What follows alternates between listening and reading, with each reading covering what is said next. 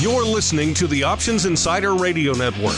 For more quality options programs, visit www.theoptionsinsider.com or search for Options Insider Radio Network in your podcast provider of choice. Listeners can also access all of our programming through our mobile app, available in iTunes and on Google Play. Don't forget to follow along with your favorite programs and submit your own questions for the hosts at twitter.com/options, facebook.com/theoptionsinsider, or via questions at theoptionsinsider.com. Well, thank you, gentlemen. Our next speaker is a gentleman by the name of Jack Ablin. Many of you may know Jack or have seen Jack on television or read articles or maybe even his book. Jack he is the CIO, Chief Investment Officer and founder of Crescent Wealth, which is based here in Chicago and West Palm Beach. Jack, prior to the 2 years he's put this firm together and over $3 billion in assets and more than 50 employees, he was the CIO at Harris Bank across the street. And he is well regarded in this industry across many circles. And so with that, I'd like to please give a warm welcome to Jack Ablin. Thank you. All right. Thank you. Thanks, Jamie. Thank you for the invitation. Welcome to Chicago. Actually, I just arrived here this morning myself. I thought it was going to be a little nicer. Anyway, so what I'd like to do is really share with you this notion of goals-based investing. How many of you all have heard about goals-based investing? Okay. You have. Well, goals-based investing really crossed my radar screen probably about, 5 or 6 years ago. And what goals-based investing really, the upshot is, given that you're all investment professionals, it's really just immunizing, right? We're just trying to match the assets against the liabilities, in which case it would be our client's lifestyle. And it was fascinating to me because it's really just changing the rubric, as I'll describe. We've all tried to get our clients to stick with the program and not get concerned and everything else. And this is really just another way of looking at it. But it's a complete system, as I'll describe to you.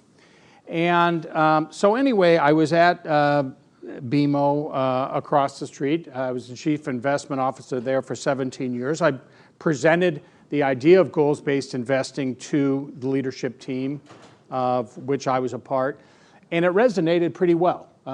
If you could go to clients and say, if you give us your cash flows and we can try to match everything in the market, then you'll, in theory, never have to sell anything at a loss.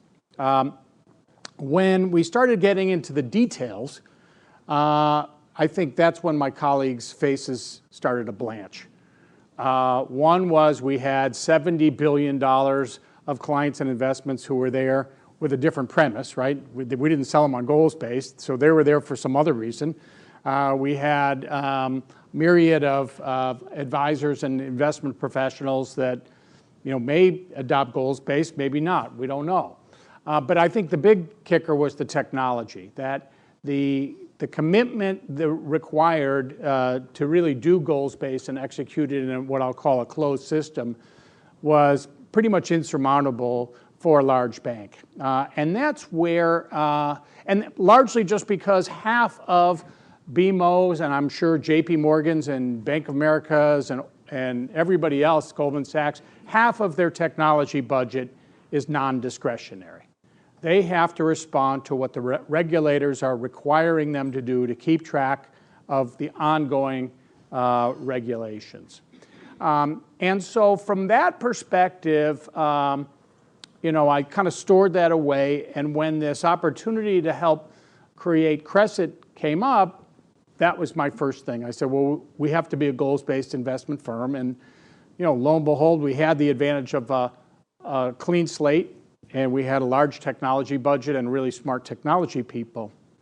But I think the reason why I'm excited to present it to a group like you as RIAs is because I believe goals-based investing, not only is it where I believe the puck is going for wealth management, but it also gives you and we as RIAs a huge advantage over the bulge bracket private banks who would have to turn themselves inside out to try to deliver goals-based. So let me go through my talk with you, and happy to address any questions that you have. So let's start with, here we go. Okay, that's me, all right. All right, here we go, goals-based investing. So what we learned is that goals matter, and the problem is there's this continual tug of war, this paradox, if you will, between what clients want. They want stability, they want predictability in their goals and lifestyle, and yet they're funding this predictability and and tranquility, if you will, with something that's completely unpredictable and volatile.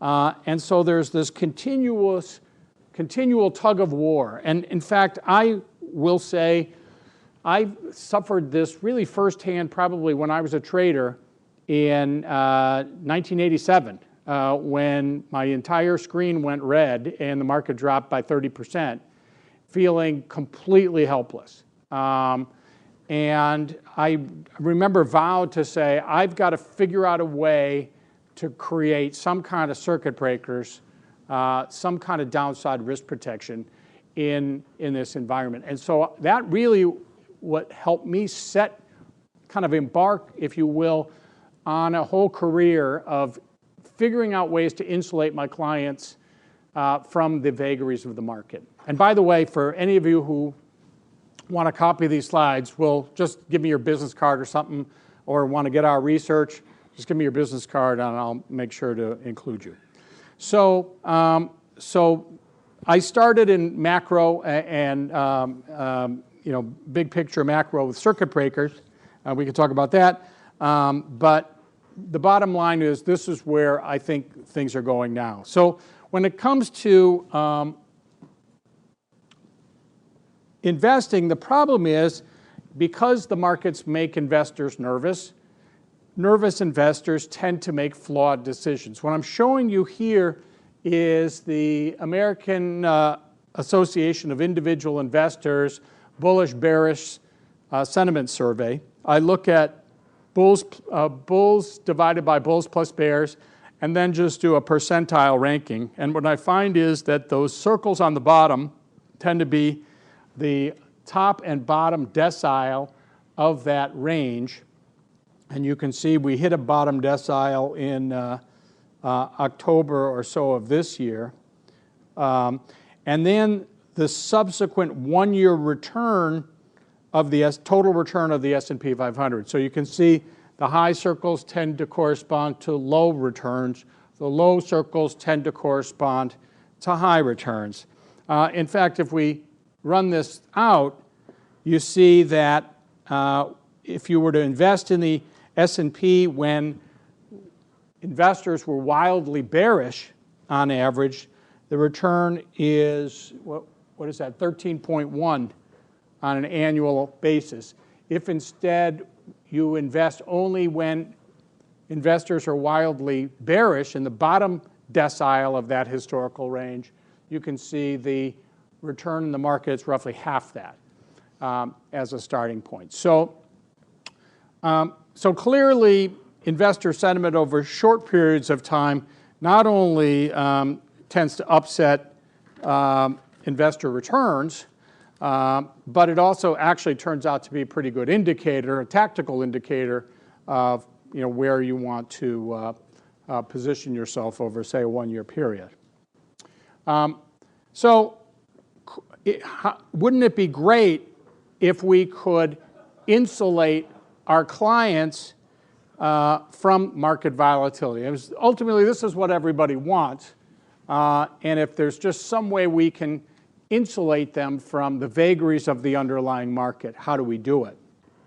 Well, we start with trying to identify what our clients' needs and goals are. And essentially, we strip it down for my purpose. Now, we have advisors and we have planners and everyone getting into the weeds on needs and wants and everything else. But ultimately, my team gets involved when we have a cash flow series. And so if you could just tell me what your cash flow needs are from now for the next, say, 35 years, every month or every quarter, and you tell me what your assets are, we can then build a portfolio where investments are coming due as your cash flow needs require. But it's part of a longer, that's sort of the upshot, it's part of a longer term process. So what we do is, one is we want to define and prioritize goals. We need to understand our clients' financial picture, especially if our clients have jobs and their jobs already are funding their lifestyle and they're adding to their portfolio, versus maybe they're retiring and they're going to be relying on their portfolio to support their lifestyle entirely. We then can come up with a probability of achieving those goals using our assumptions of market returns and what their spending patterns are and so forth. So we have a gauge. It's a number. And obviously we want it to be as high as possible. But here's the interesting thing about goals-based, as I'll describe it. It's not because many of our clients have way more money than they need. And so it isn't necessarily, and I think there's this misconception that this is a tool for those investors who are on the bubble, and that they need to figure out ways to save or to spend less or whatever. And in fact, I argue this is really a risk balancing tool. And I had a client here in town when I was at BMO who made a lot of money, came from virtually nothing, and amassed $300 million, and she wanted the entire thing in tax-free, short-term municipal bonds. And we obliged. The problem was we didn't have the tools available to say, by the way, you've locked in your lifestyle 5 times over. And would you be just as comfortable if we were to lock in your lifestyle 2 times over? And if we were, here's what other money would free up and become available to perhaps put out longer term. So that's kind of what we're trying to do here. It's really more of a framing, and it's a risk balancing approach. We then align the investment strategy to meet the cash flow needs, as I'll describe, and then we will monitor those and we do have a tactical overlay I'm not going to spend a lot of time on. And then when we have an investment review, it's almost like a planning session all over again. We update that percentage. We look at how their spending matches against what they told us their spending was going to be, so that we're gauging them on their end of the bargain, and then they're gauging us on our end of the bargain. And I'll describe how we do that. So in a nutshell, what we've done is we've just changed the conversation from stocks, bonds, and cash to lifestyle, growth, and aspirational. So we have 3 strategies that we talk about, but obviously our first strategy is surrounding safety and liquidity and kind of the current paycheck. The second strategy, as I'll describe, is really more market return. And then the third strategy is what we call aspirational. So any questions so far? Okay. So let's go into some detail here. So we have 3 primary strategies. We have a lifestyle strategy that we put together to match cash flow needs from 0 to 7 years. And we use a regular optimization. It's a Markowitz type optimization, but we're maximizing income. subject to certain rules. We're maximizing income subject to being able to have a 95% chance of making money over a 3-year holding period, because we want this to be relatively stable. Now, we don't use a traditional bell-shaped curve. We are using non-normal distributions, so we will take into account skewness and kurtosis. We'll also look at variable correlations in an effort to try to get a handle on the risk that's embedded here. And as a result, you can see the expected return from that strategy is relatively low, but it does have the ability to generate cash to deliver that paycheck on schedule. The next strategy, and I'll describe it, is growth-oriented. That's a 7 to 15-year holding period. If you think about taking the S&P and holding it for if you take a diversified mix of global equities and hold it for 7 years, you have something like a 98% chance of making money over that time frame. That's pretty much how we're kind of oriented that piece. And then what I would say probably really unique is this aspirational strategy, 15 years and beyond. So what we've done is we've now taken kind of the back end off and said, is there money in the pool that we don't need to touch for 15 years or more? Sometimes it's a young person that has a job. Other times it's ultra high net worth that's maybe looking past their current spending, or perhaps a future generation, or charitable. But if you think about it, putting a 15-year minimum holding period on investment strategy really liberates you to really open up and find a lot of different ways of gaining access to a lot of different markets, and I can describe those. So let's take a look at the lifestyle strategy. So this is just kind of the mix. Let me just see where we are here with this. So you can see generally, let me just see if this is a current one. This is actually an old one, because our lifestyle portfolio doesn't have equities in it anymore because we're maximizing income.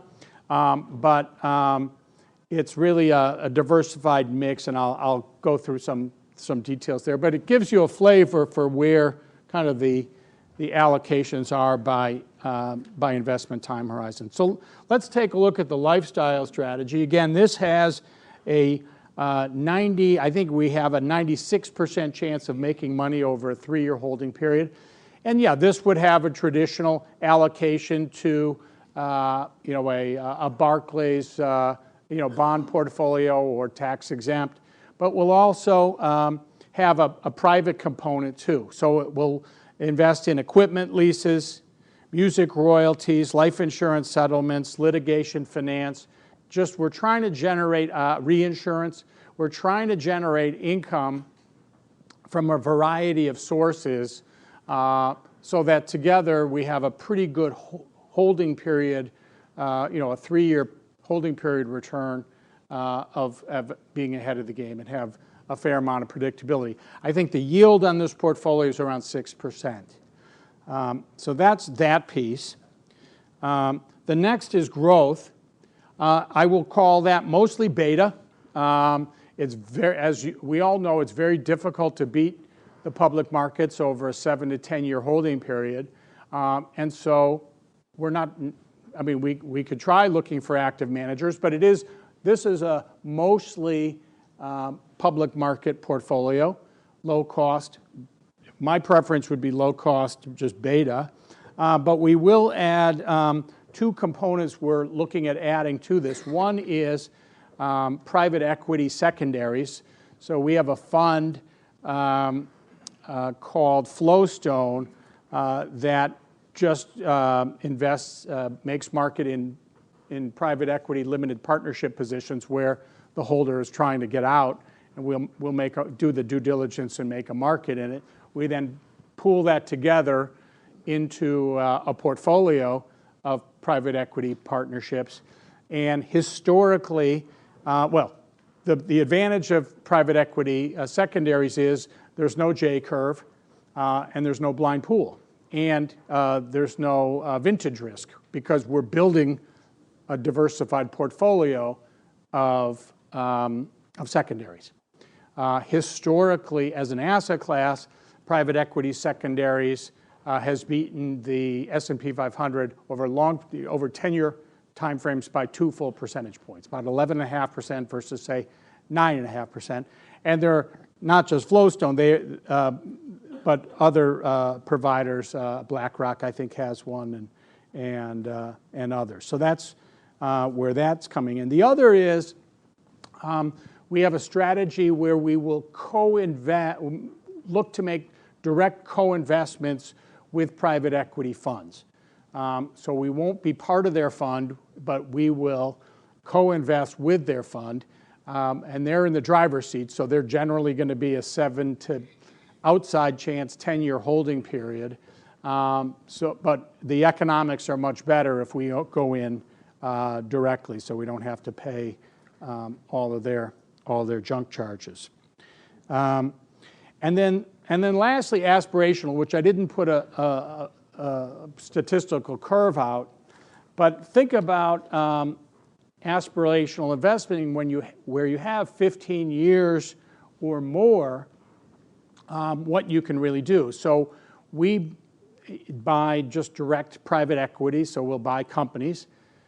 We will buy buildings and then divide it up into smaller bite-sized pieces for our clients so that a client can have, say, a portfolio of 10 private companies at $100,000, as small as $100,000 a piece, or 10 real estate. Generally, we do multifamily, low, in both cases, low leverage investing, where we're trying to use the cash flow from the underlying investment to generate a dividend for our clients. But those could be 20-year plus. We don't have necessarily a time horizon on those holding periods. On the public side, we're looking at thematic investing. And so again, this is, when you're really looking out 15 years or more, Markowitz and hedging tends to work against you because you've got a long enough time horizon where things are likely going to move higher. So what you really want to do in that case is just try to, obviously look at the best investments, but take on the most risk, because over that period of time, the risk tends to mitigate as you extend your holding period. And so we're looking at thematic investing like cybersecurity. Generally, this is global. Robotics and AI, where more than half of robotics and artificial intelligence investing is done outside the U.S., regrettably. Genomics, so those are the kinds of things where we're trying to take more of a position there. And then there are other firms where we can take thematic investments on the private side as well.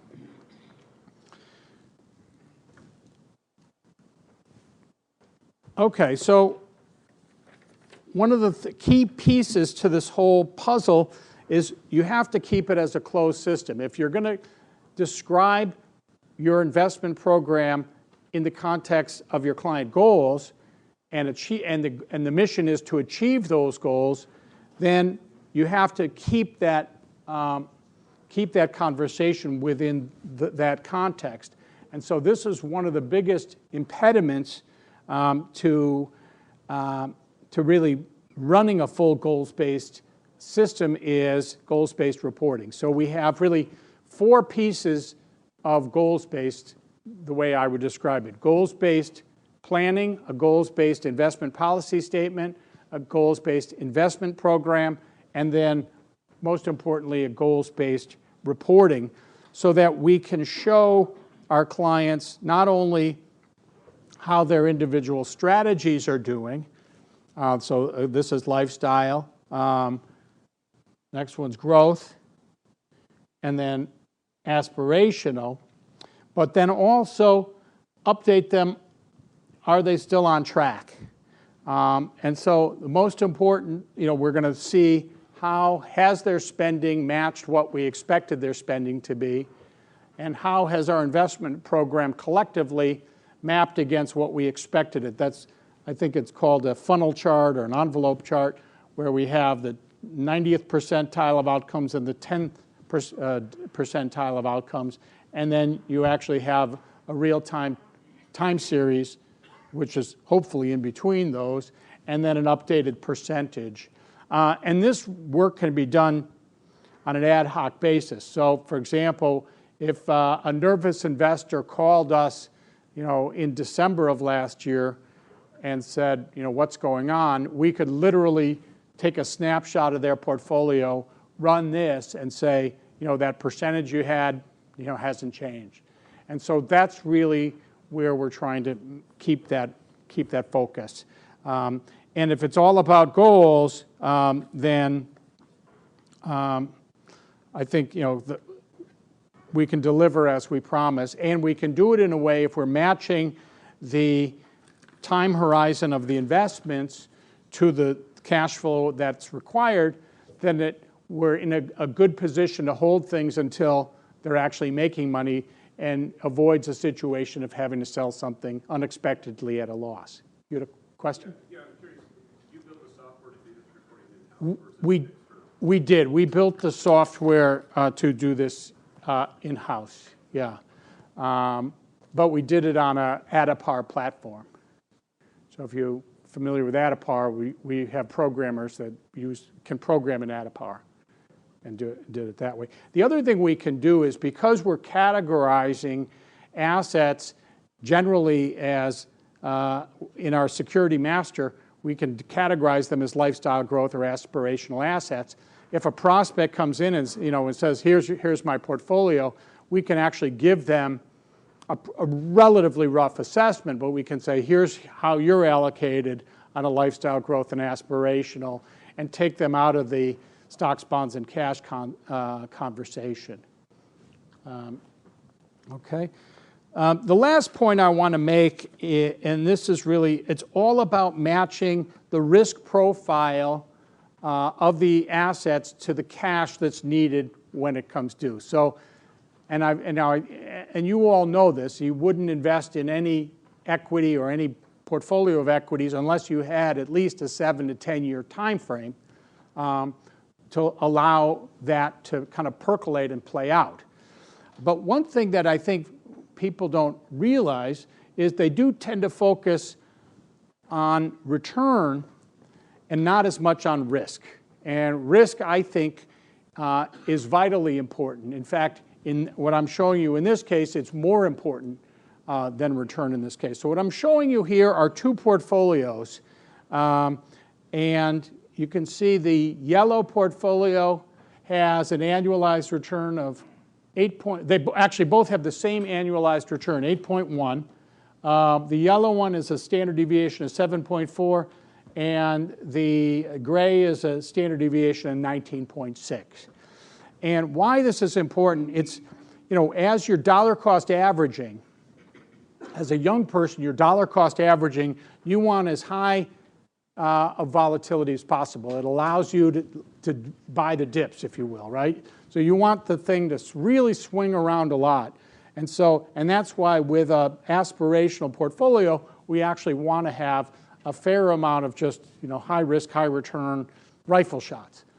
But when you're in a position of drawing on your portfolio, which is essentially the opposite of dollar cost averaging, then risk works against you, right? Then it's forcing you to take money out at the wrong time. And that's what clients tend to do.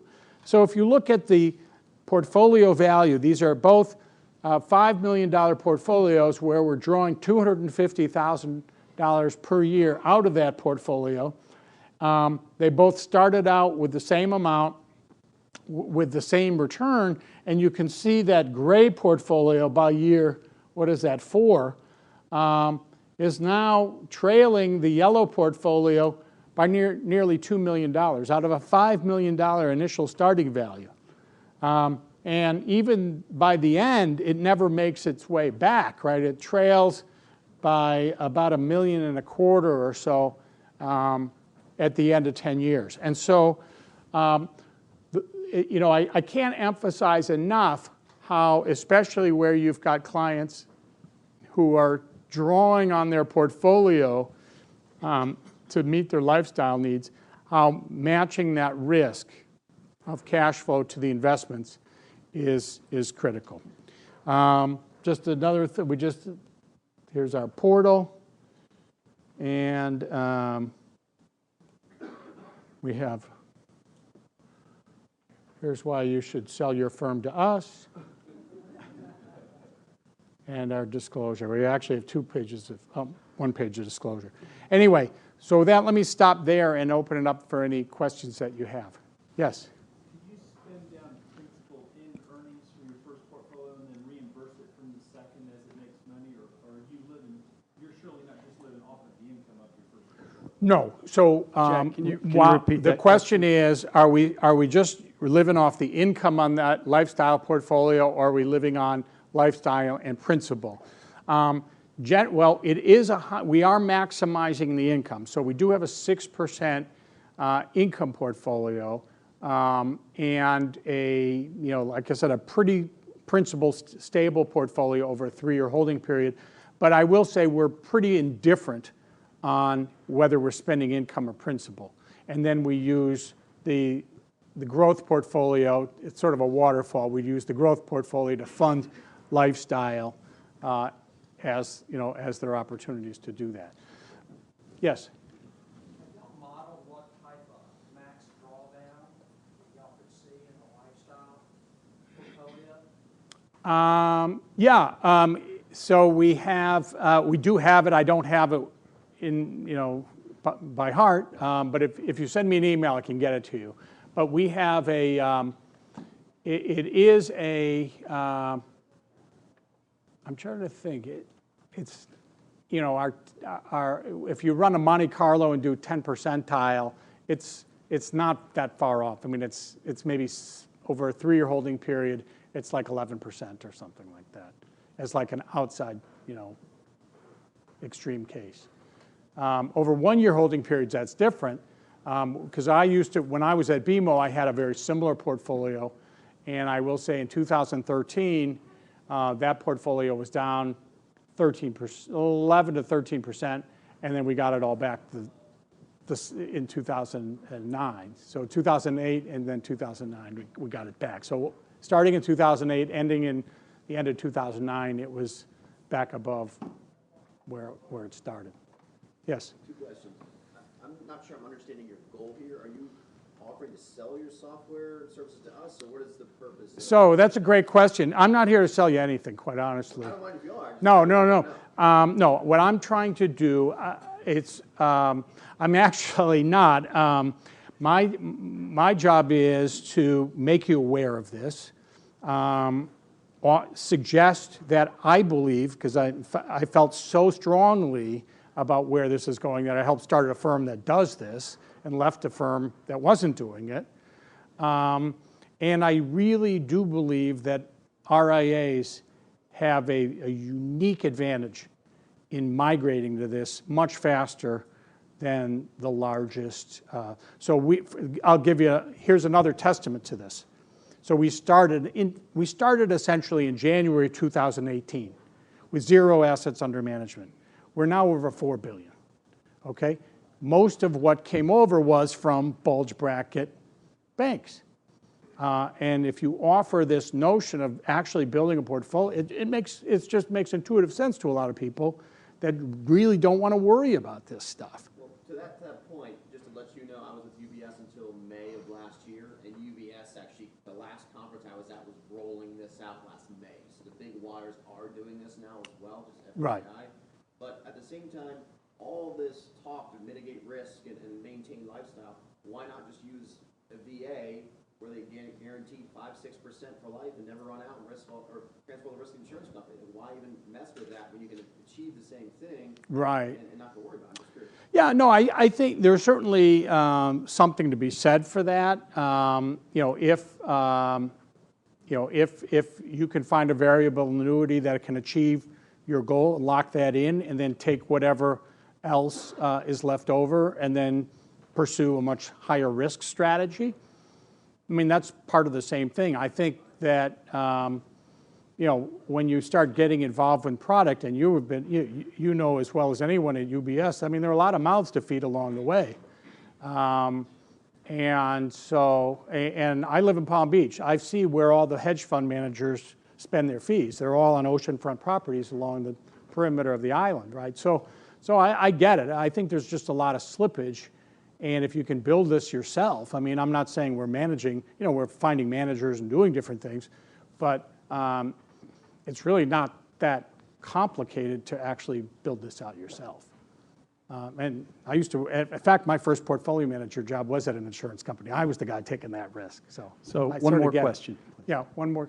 Yes.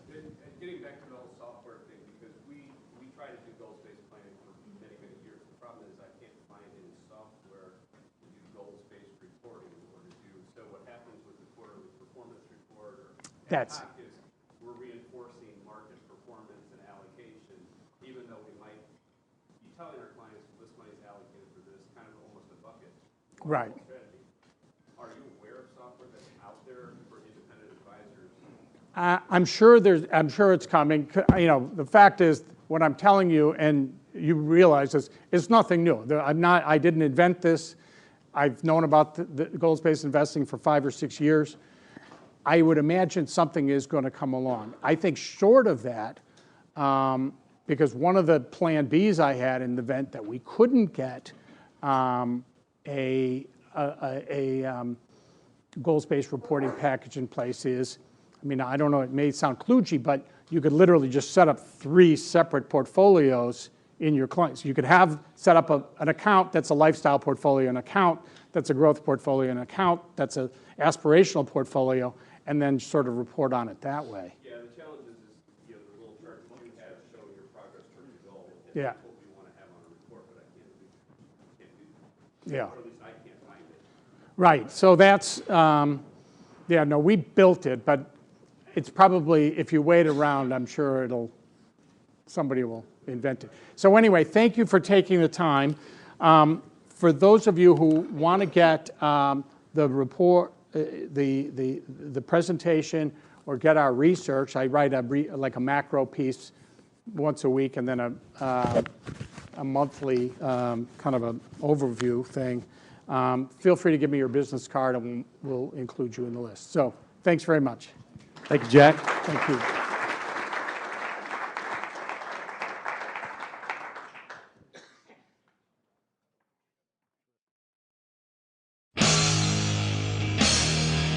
The preceding program was a production of the Options Insider Radio Network. For more quality options programs, visit www.theoptionsinsider.com or search for Options Insider Radio Network in your podcast provider of choice. Listeners can also access all of our programming through our mobile app, available in iTunes and on Google Play. Don't forget to follow along with your favorite programs and submit your own questions for the hosts at twitter.com/options, facebook.com/theoptionsinsider, or via questions@theoptionsinsider.com.